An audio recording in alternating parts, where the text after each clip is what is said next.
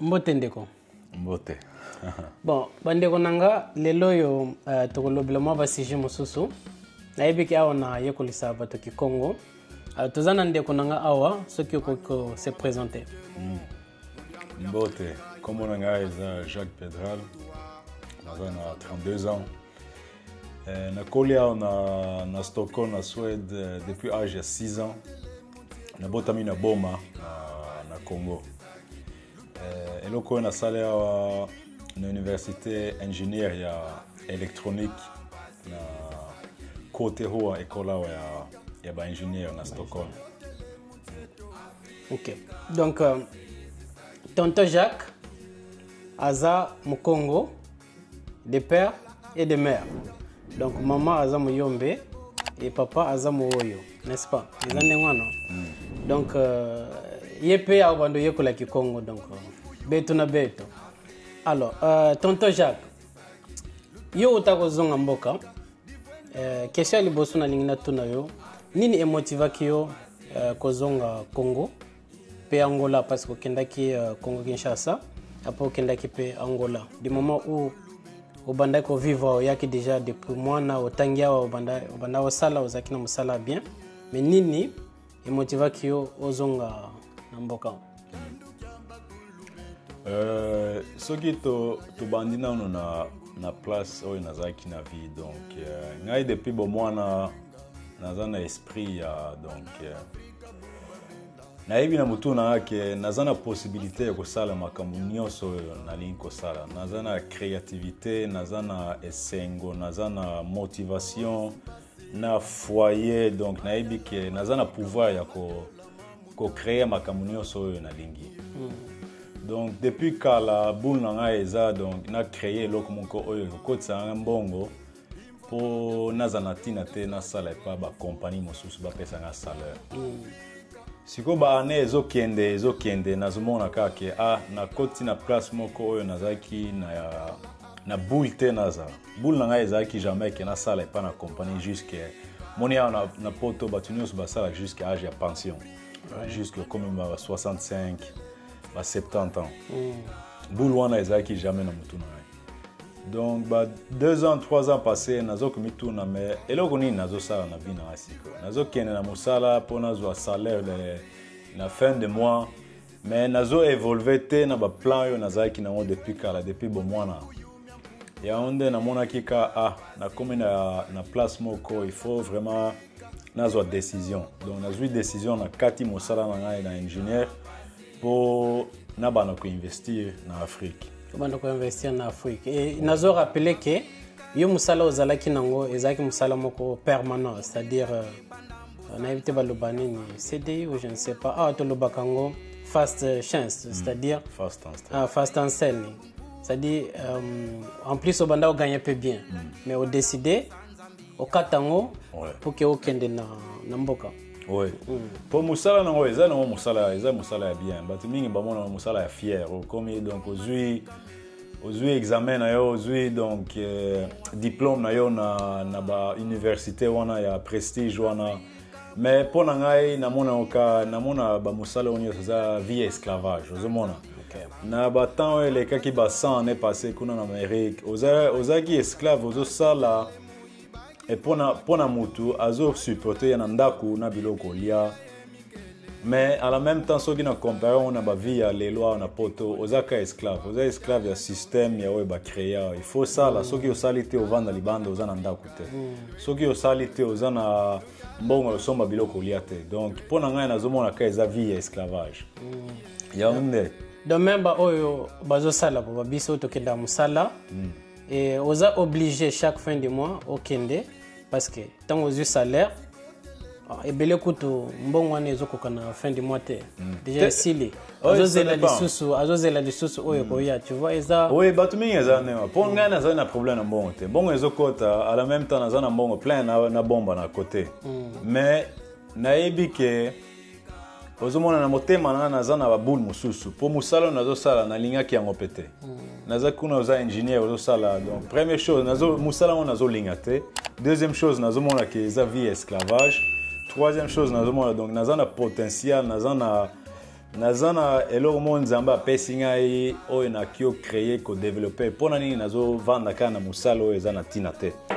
mpona nini na aide bakompagnie oyo bazwa mbongo ebele ngai bazopesa nga mbongo leta bazokata ba 30-40%. Donc yango nazomona il faut natika mboka oyo nazonga place oyo nabotami. Très bien. Te comprendre. Alors, question ya mibale na otuna. Sikoyo experience nini parce que ozonga kina mboka. Otika kinyonso awa, okenda kimboka. Alors, experience nini oza nango en fait ya mboka quoi. Experience nini ozwi na kozonga mboka ofandi kuna pe ba mo ebele elelo utozonga elelo nini okoloba. Oui, pour boule na moni boule na Congo na Angola ezaka ndenge moko kuna il faut créer business na yo. Pour ba musala ya leta eza na tina te et puis pour zo ba musala ngo il faut yeba batu ou il faut sala biloko oyo oza vraiment na poste au sala te pour zo ba poste wana. Donc ngai na kota ki na boule ke il faut na kende na Congo na Angola na tala ba possibilité nini ezali. Pona yekola pe mentalité ya batu kuna. Pona yekola batu oyo na kyo tia confiance na batu oyo na za na confiance na bangote. Donc boula ngai ezalaki na kende nanu pona mona réalité ya makambo ndenge ezala kuna. OK. Ozomona donc nazalaki te na étude net ya milieu quoi, o étude nanu milieu. Exact. Nazalaki na boule te ke so na kita sikoyo na tia mbongo oyo na place oyo po ebando bota. Ezalaki ndenge wana te. Po ba idée eza na plein, batu mingi baza na ba idée, batu mususu ba yebisi ngai nazo sala business oyo mais ngai ifona na kende na tala est-ce que makambo bazoloba est-ce que eza vrai ou bien eza est-ce que eza solo bien eza solo te. Donc na kene kuna à la même temps nazo sala makambo na internet oyo na ebike ebano futela nga mbongo. Mais donc na sala ki 7 mois en Afrique. Oui, on presque 2 mois en Congo et 5 mois, 6 mois en Angola, na Cabinda. Kunande nazaraki. D'abord, on a profité pour féliciter yo parce que eza faut la courager. Otika makambo awa na poto yebi mo ba confort ezalaka. Awa yango nde empêchaka bato ebele. Bazonga na mboka azotala peut-être hôpital eza gratuit. Bien sûr te futa kango na ba taxe na biso. Mais na mitu ya bato ekotaka ke eza gratuit. To belaka chaque fois te mais bazwaka biso mbongo. Et après moi ba confort ko lia moi bandako moi sécurité tu vois ozotambola. Mais au décidaki otikango OK kuna eza ya ko féliciter en tout cas. Et belete basala kango. Alors sikoyo a ozongi. Est-ce que oza envisagé yako zonga et tant ozala ke kuna ce qui okopesa pe nini moi comment dirais-je recommandation na bandeko ou bien pour inspirer bango business nini okosala par exemple na mboka kona yako pe ko marché na muto auti poto pour que quand même a banda ko se préparer ko zonga na Afrique. Donc motivation et inspiration pour na bato ngana zomona ka donc ba possibilité eza no plein kuna ba possibilité eza plein mais makamunyo so to sala na mondo yo ba projet to créer makamunyo so ebanaka na il faut eza na mutuna yo il faut eza na idée omoni il faut eza na idée pour na ngai idée ezalaki nango depuis kala mais donc il faut yeba na idée il faut yeba que il faut zala na donc babengo nini il faut za na raison moko oyo ko sala que idée wana ekota na motuna yo po olinga ko changer ba milieu ozomona comme biso toza batu ya Afrique ezande kunande na lukamaki soki nazali na za mutu ya arabe na linga na mboka mosusu mais na kena place oyo na botamaki donc il faut pona na éviter soki mutu il faut vraiment lemba poto po azwa vraiment aluka moto ouais ezande ngona po awa déjà awa Suède Europe mobimba donc eloko mo na tuna na loba kuna na Afrique mo wana dépression ezate dépression na Afrique ezate mais awa na poto il faut tala ndenge batu bamela ba comprimer ya dépression kuna na Afrique mutu azana na ndaku te azana biloko mingi olia te mais esengo na ye eleki bato wana poto bazwa basalaire ya 10 000 20 000 dollars mpona nini parce que awa bastress eleki baresponsabilité bataxe ndenge baleta bazoliela yo mbongo donc nyonso wana ezopesa yo mutu mpasi donc wana mpe eloko moko oyo esali ke naza vraiment na posa ovanda awa te na créer eloko moko kuna oyo ekosala ke ekiopesa nga donc revenu eza mbongo eza biloko lia ezala ndako yango nde epesaki motivation ke nalonga na place oyo mais ntango nakomi kuna donc boule na ngai eza ndenge nalobaki nalingi nakita mpo namona baposibilité nini ezalaki ntango nakomi donc nazomona baréalité ya makambo na Congo donc biloko eza nango plein eloko ya Congo ndenge nazomona bato bazotonga gauche na droite totali gauche bato bazotonga kotonga na kotonga eleki kuna mais kuna eza business moko ya bien ezala ba matériel ya kotonga ezala ba cement ezala biloko ba peinture ezala biloko ba électricité ba singo nyonso adonet ba kenkeleri kon ba kenkeleri donc eteka makaboya bato nyonso baza na poso somba ngo mais bato mingi oyo bazo bénéficier na mboka na biso eza ba pakistanien na ba chinois donc nalingi na motiver ba ndeko vraiment bomba mbongo kita na senano fungola miso pour mona ba possibilité oyo ezali ou bien que dépasser ma mbongo na bino awa bosomba ba appartement oyo eza na tina te oyo kofuta presque vino nyonso oyo ofuta no vino nyonso à la même temps soki otangi ba papier omona kuna na se eza na ndako na yo te eza ndako ya leta jour za na possibilité ofuta onte leta bozwango boy donc bomba mbongo na bino bosangisa mayele bosangisa esengo bosangisa donc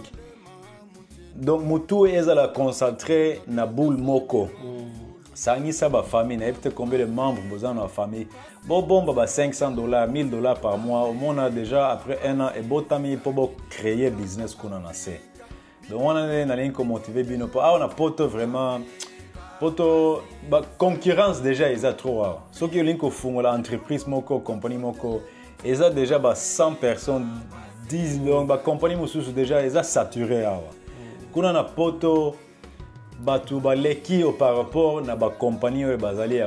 oyo bazoteka biloko donc kuna nde soki oluki place moko ya bien ovanda oluki batu oyo oza na confiance na bango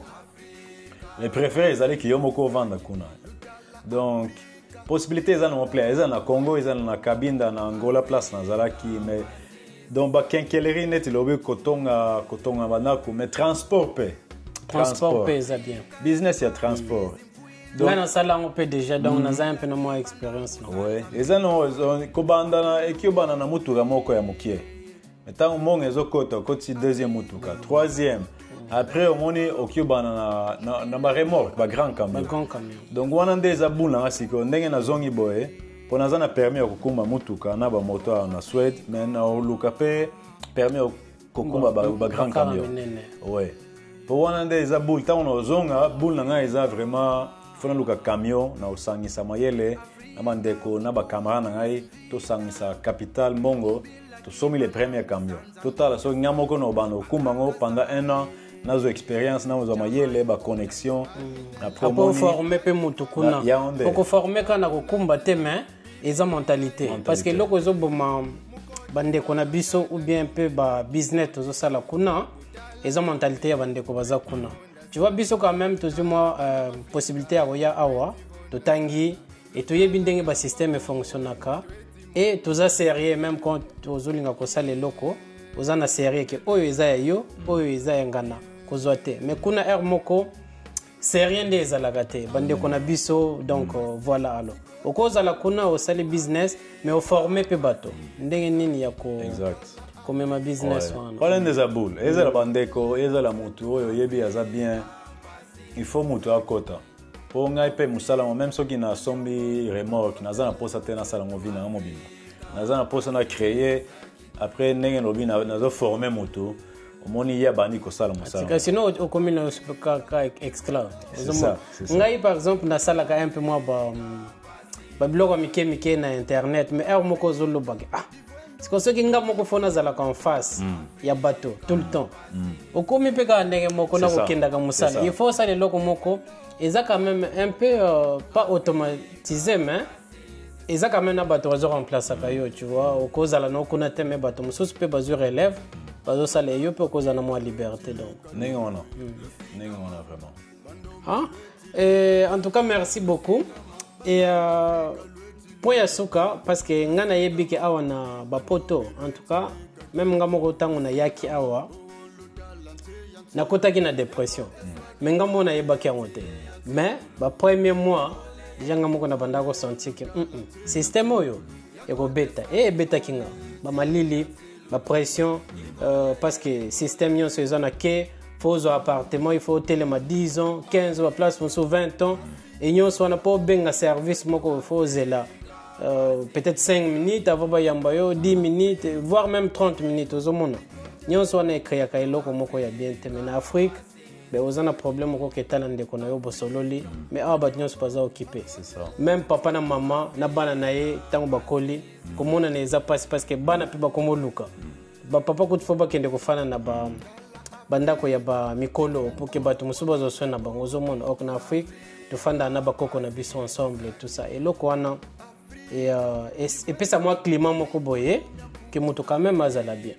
donc voilà nasepeli mingi en tout cas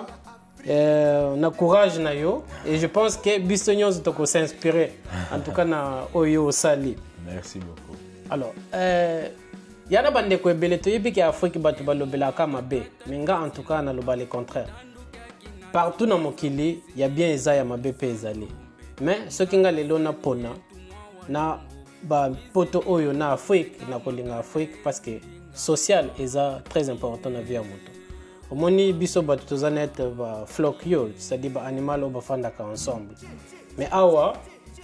mutu na vie na ye yango pe esalaka bato baza bien te okuna na mboka bato bavivaka ensemble ozomela mwa bière nao quelque part ozolia ba musique wana tout ça oui moko tozana mposa kala mais ambiance wana pe esalaka bien donc ce qui kopona en tout cas Afrique alors bandeko ebele bango bakanisa ke poto eza paradis oui. Bon ngai chance tango nazalaki na Afrique nazalaki quand même na mwa vie moko quand même ça va donc ezalaki nango ndenge wana te ke bato ba impressionner nga tout ça mais ebele en tout cas rêve na bango ezalaka kaka bakende poto pour du bon parce que awa poto eza paradis faute na bango te parce que ebele tango bautaka awa bakenda kuna batekela bato ba rêve tu vois bilamba ya ko de famille tout comme awa bato ba viva mingi na banyongo soko zana conseil okopesa epa ndeko moko boy ozomona poto neti za paradis okoloba nini poto soki sawana wana question ya malamu po conversation ende nazaya kozana mingi na bandeko na bato na kuta libanda eza bato bazokata nga suki eza vraiment ndenge olobi eza rêve oyo bato batekeli kuna na Afrique parce que ndenge bazo expliquer poto wana eza poto ya kala wana eza ki poto ba 20 ans 30 ans 40 ans passé omoni na ba 1980 1990 neti mboka ya Suède oyo bato nyonso monde mobimba bazokota na Suède et l'état bapesi yo ndaku bapesi yo mbongo pour vivre mbongo wana eza yo koka soki oza na bana pe bazopesa yo plus oza na ntina osala pe te donc majorité ya bato oyo bayaki bazozwa mbongo ozwi ndaku ovandika donc vie ezalaki nango na esengo na batemps wana pe biloko olia ezalaki moins cher loyer ezalaki moins cher siko nyonso eza ya komata na baer oyo monde mobimba ezaka souhaité monde mobimba inflation donc bongo valeur ezokita mais makambo nyonso prix nango ezomata donc eza monde mobimba donc Suède bozomona lelo donc poto oyo bozomona eza poto ya kala wana te oyo eza poto ya sika mpona kala wana niveau ya dépression oyo eza lelo bato oyo bazokosuicide kobimboma ozomona batrain abwakami ozomona ndako bato bazosaute donc na niveau eza lelo ezalaki na baer wana te sikoyo ezokoma encore pire ndenge olobi donc Soit ndenge balobi batali na bamoni que Suède déjà le monde plus isolé du monde. Donc bato bavanda na coin na bango. Ki ozala na appartement na yo eza na 4 chambres, ozovanda ka na coin na yo. Baleki na yo ozokuta bango mingi te. Bapara na yo ozokuta bango mpe mingi te. Donc ozaka isolé. Eloko wana nde mpe esalaka ezomatisa niveau ya dépression, niveau ya kosuicide. Donc bato ya poto il faut boyeba réalité ya place oyo ntango boya awa eza te ndenge barêve oyo batekeli bino awa ntango okoma awa soki oza na mayele mpe te okie na université te et en même temps même soki okie na université oya awa mosala oyo kozwa mosala ya konettoye bandako mosala ya bato oyo bakoli kokende kuna mosala ya donc eza bamosala oyo eza na ntina te. Donc d'abord au bandi au côté na musala bano ezana tina te salaire ezana tina te pour lukandako difficile au mona que aux andako ya mo côté au vendre pas bateau 2 3 4 personnes zuka chambre na yo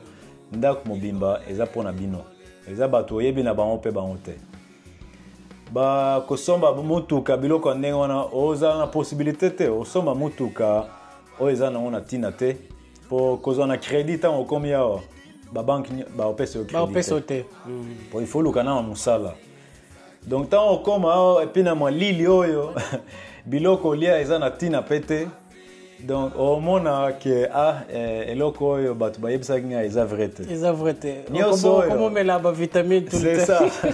nyoso nazo expliquer pas batu ta on azana Congo na kabina mais bazo mona